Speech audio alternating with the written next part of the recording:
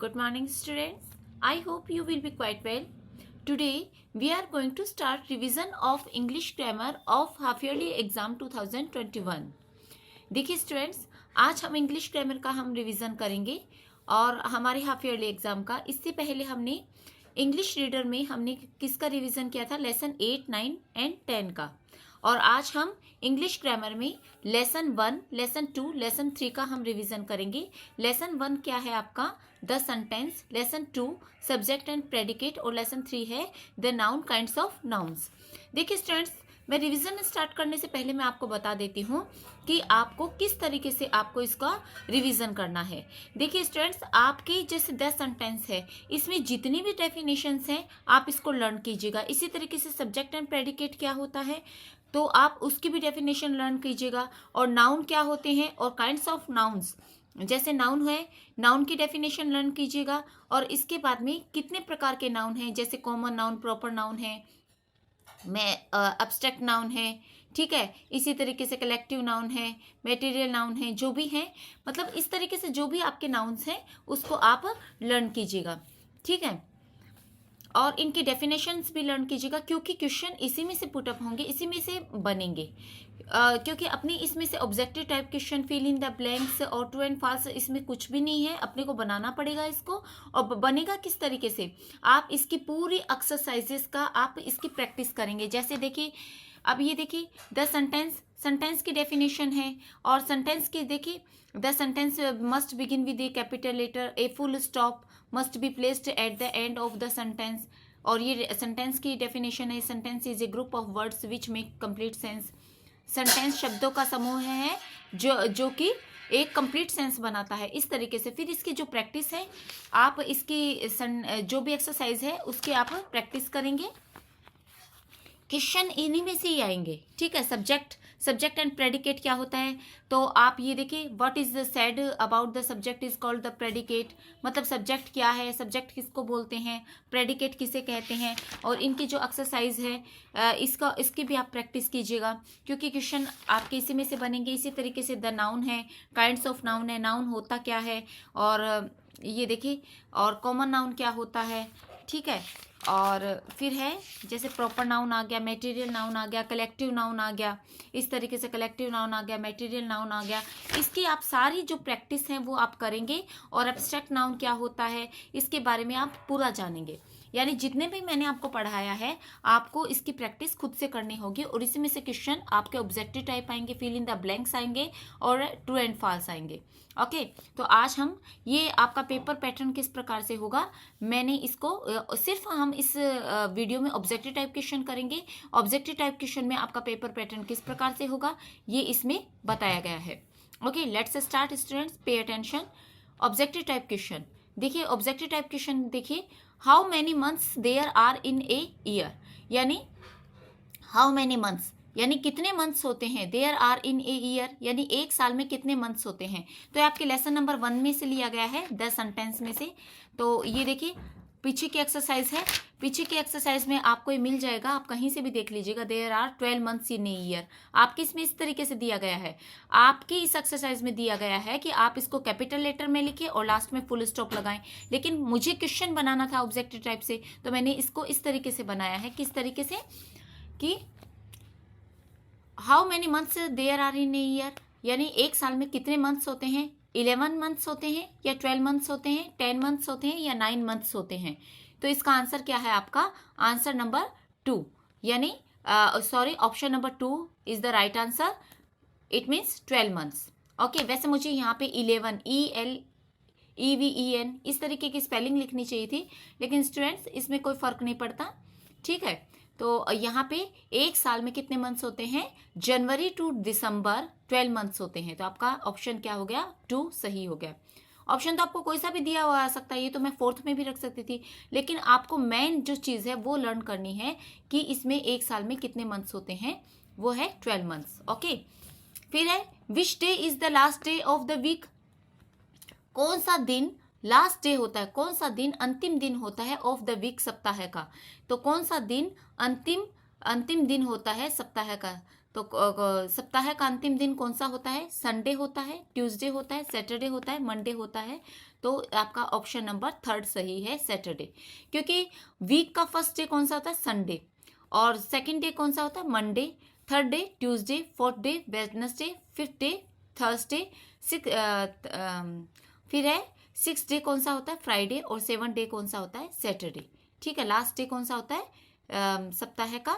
Saturday. Okay, फिर है ये भी आपके लेसन नंबर 1 में से है। कहाँ पर है ये देखिए, ये देखिए सैटरडे वाला तो ये आ गया। ठीक है, तो आपने ये देख लिया, इन्हीं में से बने हुए question. Saturday is the last day of the week, है ना, इसी में से क्वेश्चन बन गया। अब ये देखिए, the poor girl lost her ring. 3rd number question क्या है? The poor girl lost her ring, यानी गरीब लड़की ने अपनी रिंग खो दी थी, यानी गरीब लड़की ने अपनी रिंग खो दी। What is the subject in this sentence? इस सेंटेंस में सब्जेक्ट क्या है? तो ये आपका लेसन नंबर 2 में से सब्जेक्ट एंड प्रेडिकेट। तो सब्जेक्ट एंड प्रेडिकेट की डेफिनेशन भी आएगी और साथ में इस तरीके के ऑब्जेक्टिव टाइप क्वेश्चन भी आएंगे। तो आपको इसमें से सब्जेक्ट देखना है कि क्या सब्जेक्ट है। तो the poor girl lost her ring, तो आपका ऑप्शन है लॉस्ट। सेकेंड ऑप्शन है the poor girl, poor girl. Third है गर्ल और फोर्थ है रिंग। तो आपका सब्जेक्ट क्या है? The poor girl. सिर्फ द पुअर नहीं है, पुअर के साथ में क्या जुड़ा हुआ है? गर्ल भी जुड़ा हुआ है। The poor girl it means गरीब लड़की। अब ये देखिए सब्जेक्ट क्या है और प्रेडिकेट क्या होता है, आप इसकी पहचान रखिए। सब्जेक्ट जिस व्यक्ति के बारे में कोई बात कही जाती है, यानी जिस व्यक्ति के बारे में कोई बात की जाती है, यहाँ पे एनिमल्स भी हो सकता है, कोई और भी कोई चीज़ होती है जिसके बारे में हम बात कर सकते हैं। तो यहाँ पे गरीब लड़की के बारे में बात की गई है। The poor girl lost her ring, poor girl यानी गरीब लड़की ने अपनी रिंग खो दी। तो फिर क्या है यहाँ पे सब्जेक्ट किसके बारे में बात हो रही है? पुअर गर्ल के बारे में। तो ये तो क्या हो गया? सब्जेक्ट। और पुअर गर्ल के बारे में क्या बताया जा रहा है कि लॉस्ट हर थिंग, हर रिंग, लॉस्ट हर रिंग, ये इट मीन्स उसने अपनी रिंग खो दी। तो ये क्या हो गया? प्रेडिकेट। तो सब्जेक्ट के बाद में जो बची हुई जो चीज़ होती है वो क्या होता है? प्रेडिकेट होता है। लेकिन स्टूडेंट्स ये बची हुई चीज़ को आप न लर्न करके आप इसको इस तरीके से सीखिए कि जिस व्यक्ति के बारे में या जिस चीज़ के बारे में या जिस एनिमल्स के बारे में या जिस किसी के बारे में कोई बात की जाती है वो क्या होगा? सब्जेक्ट हो गया।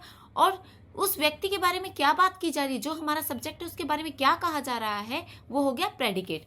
तो यहाँ पे सब्जेक्ट क्या हो गया? द पुअर गर्ल हो गया और इसके बारे में क्या बताया जा रहा है? लॉस्ट हर रिंग, ये हो गया प्रेडिकेट। तो आपका ऑप्शन नंबर 2 राइट है। The poor girl, poor girl ये क्या हो गया? एक सब्जेक्ट हो गया। लॉस्ट एक वर्ब हो गई, यानी उसने अपनी रिंग खो दी। और गर्ल ओनली गर्ल, यहाँ पे कोई सब्जेक्ट नहीं है क्योंकि इसके साथ में जुड़ा हुआ द पुअर। और रिंग हो गया ऑब्जेक्ट। ठीक है, अब ये देखिए 4th नंबर क्वेश्चन है, an aeroplane flies very fast, यानी एरोप्लेन बहुत तेजी से उड़ती है। तो व्हाट इज द यहाँ पे what is the subject in this sentence, यानी इस सेंटेंस में क्या सब्जेक्ट है? तो an aeroplane is the subject. तो एरोप्लेन बहुत तेजी से उड़ती है, तो किसके बारे में बात की जा रही है? एरोप्लेन के बारे में। मैंने आपको पहले भी बताया कि कोई थिंग भी हो सकती है। एरोप्लेन ना ही तो कोई व्यक्ति है, ना ही तो कोई पर्सन है, ना ही कोई जगह का नाम है, ना ही कोई एनिमल का नाम है। तो ये क्या हो गया? थिंग का नाम हो गया। तो किसके बारे में बात की जा रही है? एरोप्लेन के बारे में। तो एरोप्लेन क्या हो गया? सब्जेक्ट हो गया। और क्या कहा जा रहा है एरोप्लेन के बारे में? फ्लाइज वेरी फास्ट, बहुत तेजी से उड़ती है, ये हो गया प्रेडिकेट। तो what is the subject in this sentence? Aeroplane हो गया, एन एरोप्लेन। ठीक है, और फ्लाइज हो गया, इसकी वर्ब हो गई वेरी फास्ट, इस तरीके से इसके बारे में कहा जा रहा है। तो मैंने यहाँ पे ऑप्शन वेरी भी डाला है, फास्ट भी डाला, फ्लाइज भी डाला है। तो हमसे पूछा जा रहा है सब्जेक्ट, तो सब्जेक्ट क्या हो गया? An aeroplane. फिर है 5th नंबर क्वेश्चन है, यहाँ पे मैंने इन यहाँ पे लिखा है स्टूडेंट्स, इन, और ये विच थोड़ा छोटा है क्योंकि फर्स्ट सेंटेंस कैपिटल है, तो विच ये स्मॉल लेटर में है। In which place is the car placed, it means कौन सी जगह पे कार रखी जाती है? कौन सी जगह पे कार रखी जाती है? स्टोर में रखी जाती है, गैरेज में, या फिर रूम में, या फिर इन द किचन। ये देखिए आप अपने ऑप्शन तो कुछ भी डाल सकते हैं यहाँ पे। तो मैंने किचन भी डाल दिया, हालांकि अपने को पता है कि किचन में कोई कार वगैरह थोड़ी ना रखी जाती है, लेकिन फिर भी ये एक ऑप्शन के लिए रखा गया है कि कौन सी जगह पर कार रखी जाती है। तो आपका आंसर क्या होगा, गैरेज। तो ये देखिए, ये लेसन नंबर 2 में से है, जिसमें सब्जेक्ट पूछा गया है, सब्जेक्ट एंड प्रेडिकेट। अब आपसे पूछा गया the noun kinds of noun, ये आपके एक्सरसाइज में से है, ठीक है, एक्सरसाइज में से है। और एक्सरसाइज आपकी देखिए, मैं आपको दिखा देती हूँ इस तरीके से, ये देखिए the noun kinds of nouns, और एक्सरसाइज नंबर 8 है, a place where cars are kept is called a garage. ये मैंने आपको करवाए थे, तो आप एक्सरसाइज की भी प्रैक्टिस कीजिएगा, क्योंकि क्वेश्चन यहीं में से आएंगे। स्टूडेंट्स किस तरीके से भी क्वेश्चन आ सकते हैं, क्योंकि मुझे तो बनाने हैं वो क्वेश्चन, है ना। तो कार कहाँ पे रखी जाती है, गैरेज में। अब देखिए 6 नंबर क्वेश्चन है, the table is made of would, वही मटेरियल नाउन में से है ये। तो what is the material noun in this sentence, तो टेबल किसकी बनी हुई है, table is made of would, table लकड़ी की बनी हुई है। तो what is the material noun in this sentence, इस सेंटेंस में मटेरियल नाउन क्या है, आयरन है या वुड है, सिल्वर है, सिल्वर यानी चांदी, टेबल हो गई, ठीक है। टेबल देखिए, अब आपसे पूछा जा रहा है मटेरियल नाउन, टेबल एक थिंग हो गई। तो मटेरियल नाउन क्या होता है, मटेरियल नाउन में जिस चीज की कोई वस्तुएं बनी हुई होती है, यानी जिस चीज से कोई अन्य वस्तुएं बनाई जाती है। जैसे वुड से क्या बनता है, वुड से टेबल भी बनती है, चेयर भी बनती है, खिड़कियां भी बनती है, डोर भी बनते हैं, ठीक है। इससे टॉयज भी बनते हैं वुड के, कई सारी चीजें बनती है वुड के, फर्नीचर बनता है। तो इस तरीके से, इसी तरीके से कांच की भी चीजें बनती है, इसी तरीके से लोहे की भी टेबल बनती है, लोहे से क्या बनता है, लोहे से खिड़कियां, दरवाजे, ट्रैक्टर, ये कई सारी वस्तुएं बनती है, ठीक है। लेकिन आपके सेंटेंस में क्या दिया हुआ है, the table is made of would, table किसकी बनी हुई है, लकड़ी की बनी हुई है। तो लकड़ी की बनी हुई है, इस सेंटेंस में किसकी बनी हुई है, टेबल लकड़ी की, वुड की बनी हुई है। तो मटेरियल क्या हो गया, मटेरियल आपका हो गया वुड। तो मटेरियल, जिस मटेरियल से अन्य प्रकार की वस्तुएं बनाई जाती है, जैसे कांच से कांच की टेबल भी बनाई जाती है, कांच के बर्तन भी बनते हैं, है ना, और विंडोज भी बनती है, ठीक है। इसी तरीके से जैसे कॉटन है, कॉटन से क्या बनते हैं, कपड़े बनते हैं, रुई होती है ना, उससे कपड़े भी बनाए जाते हैं। वूल से ऊन बनती है, ठीक है। और रबर से क्या बनता है, टायर वगैरह बनते हैं, ठीक है। इस तरीके से कई सारी चीजें बनाई जाती है। तो जिस चीज से, जिस मटेरियल से अन्य प्रकार की चीजें बनाई जाती है, वो क्या होता है, मटेरियल नाउन होता है। तो यहाँ पे टेबल किसकी बनी हुई है, वुड की बनी हुई है, आयरन भी नहीं बनी हुई है, सिल्वर की भी नहीं बनी हुई है। टेबल तो इसकी वुड की टेबल बनाई गई है, यानी टेबल तो एक थिंग हो गई, जिससे मेरे इस मटेरियल नाउन से बना हुआ है, वुड से बना हुआ है। इस वुड मटेरियल से क्या बनी हुई है, टेबल बनी हुई है। तो आपका मटेरियल नाउन क्या हो गया, वुड हो गया। अब देखिए, what is the capital of France, France की क्या राजधानी है। तो ये भी आपके उसी एक्सरसाइज में से लिया गया है। ये देखिए students, Paris is the capital of France, Paris किसकी राजधानी है, फ्रांस की राजधानी है, ठीक है। यहाँ पे आपका ऑप्शन नंबर क्या हो गया, 1, पेरिस। फ्रांस की क्या राजधानी, पेरिस। तो जापान राजधानी नहीं है, कंट्री का नाम है। अमेरिका भी एक कंट्री का नाम है, टर्की भी एक कंट्री का नाम है, ठीक है। यहाँ पे मैं जैसे अमेरिका की भी राजधानी ले सकती थी किसी और, यहाँ पे तो मैंने कंट्री के नाम लिख दिए हैं, लेकिन किसी देश की मैं राजधानी भी लिख सकती थी, वो तो आपका ऑप्शन है, मैं कुछ भी लिख सकती हूँ, ठीक है, अपने कुछ भी लिख सकते हैं। तो आपका सही राइट आंसर क्या है, उस पर आप फोकस कीजिए। तो पेरिस हो गया इसका, ठीक है, 1 नंबर ऑप्शन। अब देखिए 8, what material is bricks made of, यानी ईंटें किस मटेरियल की बनाई जाती है, या ईंटें किस मटेरियल की बनी हुई हैं।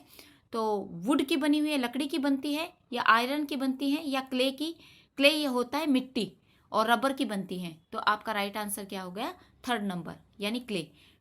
तो ईंटें किसकी बनी है, क्ले की बनी हुई है। ये देखिए आपका यहाँ पे, ये देखिए bricks are made of clay, आपके ऑप्शन दिया हुआ है क्ले, वुड, आयरन, और एक और मैंने दे दिया। इस तरीके से आप इनकी प्रैक्टिस कर लीजिएगा स्टूडेंट्स, ठीक है। तो ये आपका हो गया। और मैंने इसकी पिक में, इस पिक में ये मैंने क्वेश्चन नहीं लिखा है जो मैंने आपको इमेज सेंड की है। तो आप इस वीडियो में से आप इसको उतार लीजिएगा, ठीक है, वीडियो में से आप देख लीजिएगा इस क्वेश्चन को। Okay students, today is sufficient, goodbye and thank you very much.